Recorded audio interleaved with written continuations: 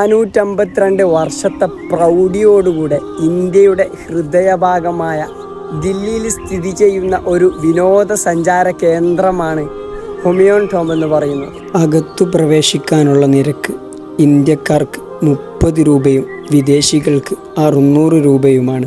സമുച്ചയത്തിലേക്ക് പ്രവേശിച്ച മുതൽ തന്നെ ഇരുവശത്തും ധാരാളം കെട്ടിടങ്ങൾ കാണാം. അവക്ക് ഓരോന്നിനു പിന്നിലും ചരിത്ര കഥകളുണ്ട്. ഈ മനോഹരമായ കെട്ടിടം യുനെസ്കോയുടെ ലോക പൈതൃക പട്ടികയിൽ ഇടം പിടിച്ചതാണ്. ഹഷ്ട് ബഹിഷ്ട് എന്നറിയപ്പെടുന്ന നിർമ്മാണ ശൈലിയാണ് ഇതിൽ ഉപയോഗിച്ചിട്ടുള്ളത്. 8 പറുദീസ എന്നാണ് ആ പദത്തിൻ്റെ അർത്ഥം. 12,000 ചതുരശ്ര മീറ്റർ വിസ്താരമുള്ള ഒരു തട്ടിൽ സ്ഥിതി ചെയ്യുന്ന ഈ കെട്ടിടത്തിന് 47 മീറ്റർ ഉയരമുണ്ട്. മകുടത്തിനു മുകളിലെ പിച്ചിള കൊണ്ടുള്ള കൂർത്ത ഭാഗത്തിനു തന്നെ 6 മീറ്റർ ഉയരമുണ്ട്.